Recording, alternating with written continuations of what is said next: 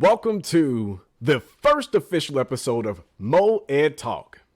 Today we're going to start off with one of my favorite topics, and that is how to increase student attendance.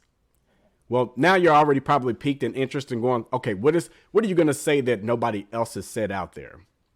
Well, I'm going to start with something that seems extremely simple. So simple that you're going to be like, no way that works. Well, I'm here to tell you. It's proven and has worked for me year after year after year. And I have some examples of what I've experienced with students that have had chronic attendance issues that have been able to have some success stories as a result of the commitment and the energy I have pushed into this one simple thing. And that is simply at the beginning of the school year, when you interact with those parents for the first time, you have to ask one essential question. And that question is, what is your goal for your child this school year? The answer the parents may provide you may surprise you. They may indeed tell you something that has nothing to do with academics at all. They may tell you that they want their child's confidence to get better, or they may want their child to experience better social relationships with their peers. There are a bevy of things parents worry about that have nothing to do with a kid's ability to read, write, or solve mathematical computational problems. So in fact, what you can do to support that family and support that child is ask that one fundamental question, and that is, what is the one goal you have for your child this year? Now, let's fast forward a little bit. That moment you've asked that question and they give you the answer, you have to already, before you ask that question, know how you're going to set up your systems for following up with that parent about how their child is progressing with that specific goal. Now, I will share with you that I'm a little bit excessive when I was in the classroom. I had a tendency to call parents on a weekly basis, and you're probably like, Montel, how did you pull that off? Well, I had a rotational system in which I dedicated groups of students to be called on a rotational pattern. So I called roughly sometimes 6 to 7 students, families a day. And I only intended to have a phone conversation that would last no more than 2 minutes. So it was really a dedication of me saying, hey, can I sit down and commit anywhere from 14 minutes to about 25, and worst case scenario, a half hour to call these 7 families. And guess what? Not all 7 families will answer the phone every single time. And in that case, you just leave a message for why you were calling. But ultimately, if you can dedicate 2 minutes for each child after school or before school, during your playing time, whatever time works for you within the context of a school day, designate that time and carve it out for those 7 students on that particular day. And then I would rotate. So if I called those 7 students' families on Monday, then I called their families on Tuesday that next week, and then Wednesday that week after, and then Thursday that week after. And then I always typically didn't make any phone calls on a Friday because I was pushing out some type of newsletter or video. And I'll talk more about the ways in which you can communicate with your families to meet their circumstances during another episode. But for this particular one, we are diving into the fact that using that communication pattern gives you an opportunity to create conversations and have disclosures about how you're going to progress this child or how that child is progressing with that particular goal. So now you have your system set up. You ask that question. Where are you keeping that information at? Are you just remembering it in your head? Do you record it on paper?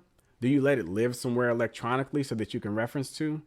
One of the things I always wanted to make sure that I was aware of is that I had eyes on this particular goal on a routine basis. And so even for me, it didn't look like necessarily extraordinarily pretty and glossy, but it existed somewhere for me to lay eyes on and know exactly what child it pertained to. So I made myself like a little poster. Keep it near your desk. Keep it on your desk. Anywhere where you know you're going to see it on a day-to-day basis. And make sure that you are creating opportunities associated with that goal for that particular child. So let's go ahead and give you a real live example of a particular student that I had. And I've had several examples and several case studies, but this particular student coming into me, he was on our list for chronic absenteeism. And they wanted to know, hey, Montel, what is going to be your plan to get this kid to come to school every day? And I said to my principal at that time, I'm just going to simply ask the parents what their goal is for their child on this school year. And when they told me, they said, I want my child's confidence to grow and get better. I said, you know what? I can accomplish that for you. I can help you with this task. And here's how I'm going to do it. I'm going to make sure your son understands his voice and the power of it. But more importantly, I'm not going to just throw him out there to take part in sharing his voice with the class as a whole right away. No, we'll start one-on-one. And then I'll start to formulate it in the form of a small group. And then we'll work on that whole group. But more importantly, when I work on that whole group, I won't actually ask him to speak all the time. What I'll actually do is give him permission to give me permission to share something really cool and profound he may have shared with me one-on-one or in a small group setting. So it's very important that you know how you're going to get this information out, because that's what parents want to know. Like, how are you making this happen? Because more times than not, they can take those same strategies and apply them to the life that they're living at home. So that's another story to tell. But here we are, we're progressing this student with that goal, and we're talking about confidence. And these are the ways in which I've been able to address that for him in the academic learning space. So when I'm making those weekly calls and I'm checking in, that's what I'm talking with him about. Man, you wouldn't believe what your son had to share with me today. Oh, you should have heard the most critical thinking concept your son shared with the class today. Oh, he had the most provoking thoughts on this particular issue we were discussing today in class. You would be so proud of him. His confidence is growing and he is flourishing like no other. And when a parent finally probably tells you like, hey, my child seems to have done better there, start to ask them, is there anything else you would like for me to work on and help your child grow in a specific area while they're here at school every day? When parents see that you're constantly committed and continuously looking for ways to continue to help, they are that much more invested. They want to make sure their kid keeps showing up so that they can keep progressing and making progress with you under your tutelage.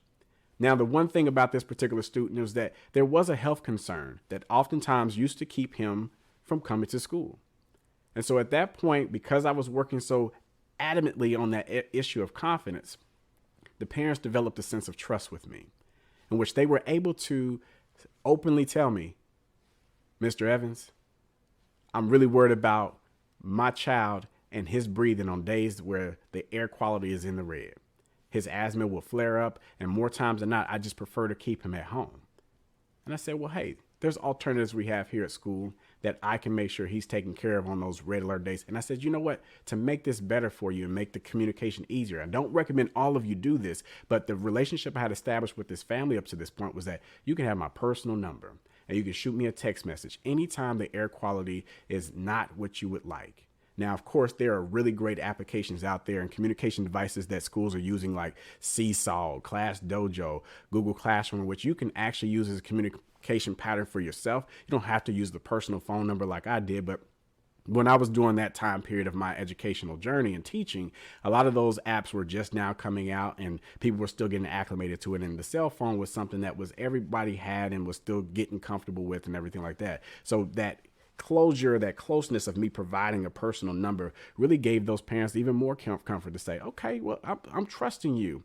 And then their parents would offer me guidance on what they were expecting and the nuances and challenges of their child. Like he may even press to go outside, but don't let him. And so I just made sure to showcase that with every day that they trusted me to be accountable for what they needed for their child, that I did not fail in that area.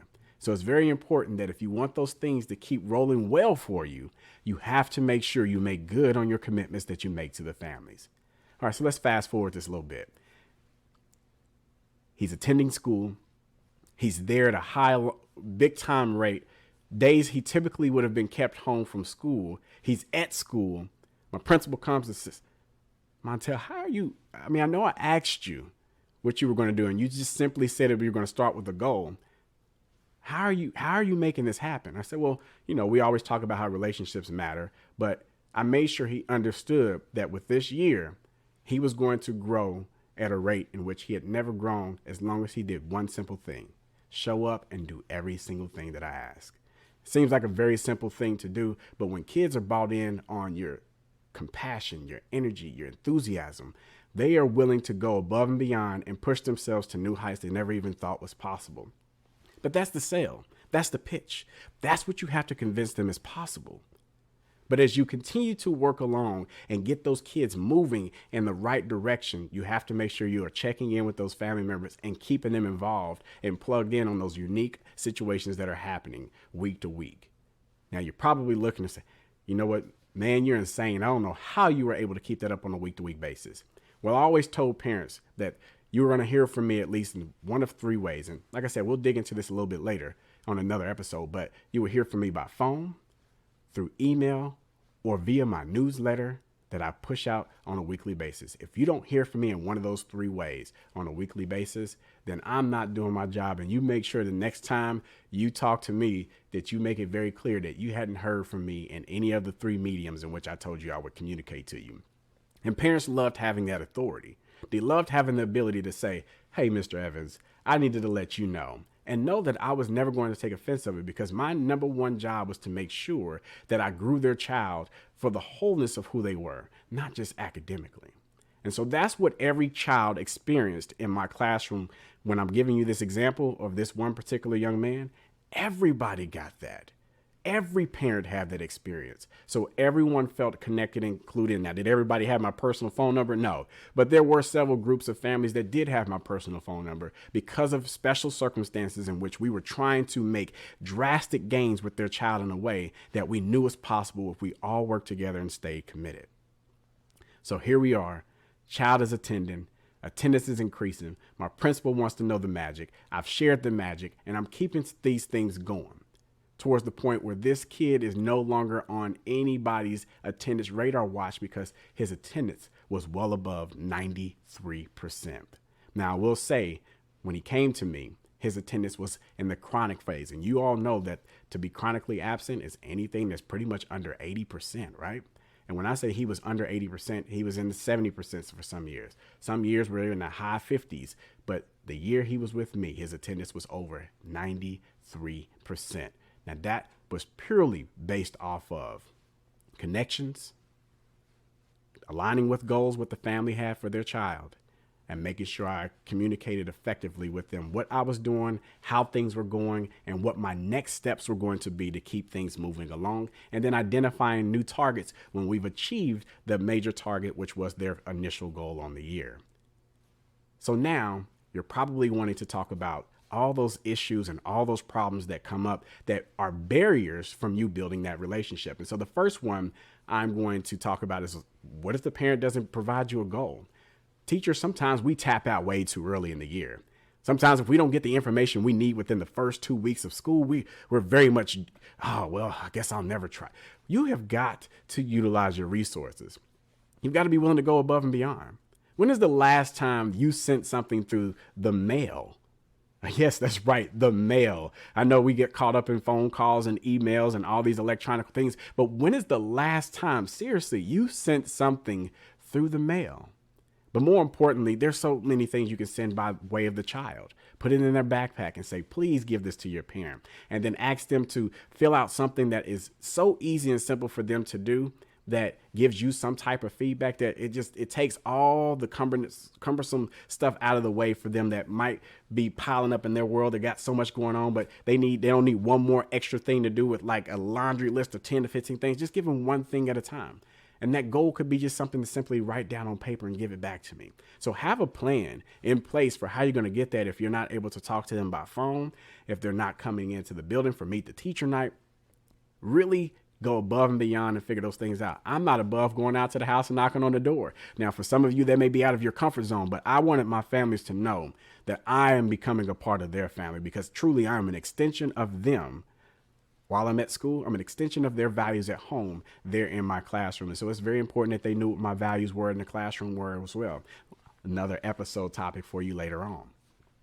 So let's go ahead and dive into another issue that holds people back from being able to make connections and make this one essential focus happen in their spaces.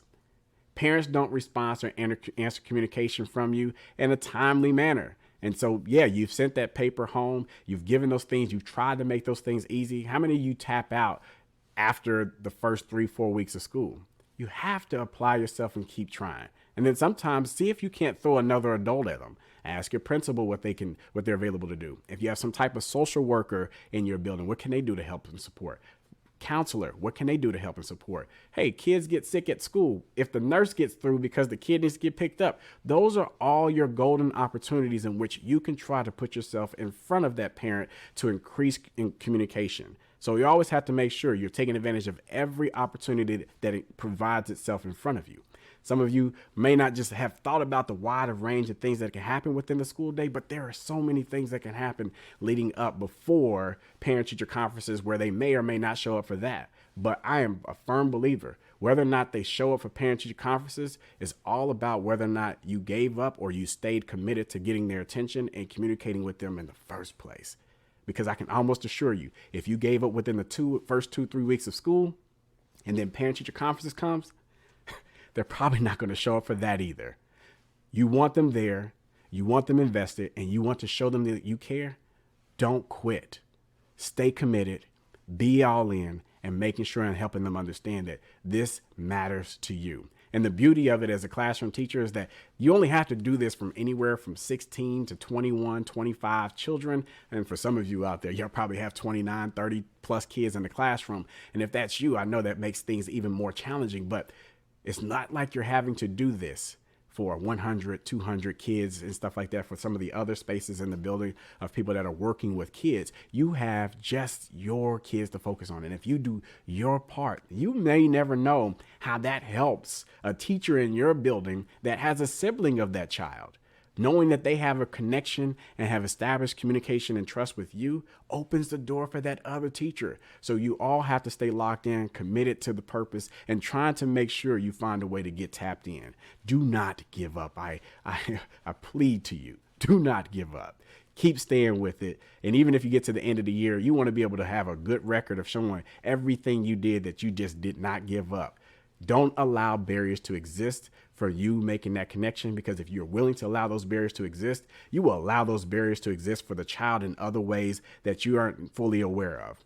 And so I need everybody working extraordinarily hard to lift barriers and make sure that there aren't very many obstacles in the way for children when it comes to their academic spaces. Because as we know, in their regular world, there are plenty of obstacles, and we need to be Quakers and changers to make sure that those kids learn how to persevere and get the skills necessary to keep moving. All right, my last thing that I want to share with you that might be a potential thing you run into. Let's say the child is struggling and they're not hitting their goal. You know what? That could very well be the reality. What are you going to do? Are you going to give up? Are you going to tap out and say, you know, hey, I gave it my best. I did everything I knew how to do? No, don't stop there. Dig in. Find resources connected already within your building. I've already shared some of the names of roles that exist within your building that can help you. Your counselor being one of them. The social worker in your building being another one of them. And some of you are lucky enough to have school psychologists within your world that you can lean on for support as well. Use those other resources and those other adults to help you get what you need to be able to support that child and start making some progress. Everyone knows no one lives this life and walks this planet perfectly. We all make mistakes. And so the journey to figuring out what's going to help this child meet the goal that their parent have established, there will be mistakes, there will be failures. But guess what? When you finally hit that ultimate goal, it is important that you look back and celebrate not only the success of hitting the goal, but celebrate the failures along the way of noticing the things that just did not work and did not hit the mark for what you wanted to accomplish for that particular child. I implore you, make sure that when things aren't going your way, that you're constantly going back to the drawing board and saying, okay, what else? What else can we try? What's next? You allow your mind to get caught up in that concept of, I can't think of anything else. You're going to find yourself positioning yourself to no longer reach out to that parent because you're afraid to tell them that you did not succeed. You're going to find yourself not staying true to that child and helping them grow and flourish in your academic space. One of the things that Principal Cathalia always says that I love is that our children at an advantage because you are their teacher. And that is an important area there where you're working to figure out and how to help them get that goal, if you do that and you stay committed and don't give up, then of course those kids are at an advantage because you are their teacher. So ensure you stay locked in, stay committed, don't give up, and make sure you keep pressing forward and using your resources and relying on the people that are around you to help you get where you want to go. And lastly, I want to go ahead and close this out by just talking about that attendance concept for the building as a whole may be an issue. And when you do this, people are going to ask you, what are you doing to make sure those kids have gotten here? Hey, direct them back to this video or take initiative and just tell them the simple things that you have done and the little things you had to do and the little bit of time that you probably had to commit to making sure to see it through and the adults that you leaned on to support you with it. That is going to be the difference maker in helping you improve the overall attendance in your building. But just remember, everybody has to do their part. You have to make sure you don't quit, and you have to make sure you're staying purposeful and driven in what you accomplish for that child and their goal. Thank you for being with us on today, or being with me on today, I should say, and hearing what I had to say when it comes to attendance and increasing student attendance in your classroom setting. May today's information have set on you well, giving you purpose, giving you direction, and driving you in the positive direction. Stay tuned for more upcoming episodes from Montel Evans for MoEd Talks. Signing off. Thank you for watching MoEd Talks. Be sure to like, comment, and subscribe. Have a topic you would like to hear on the show? Leave your suggestions in the comments.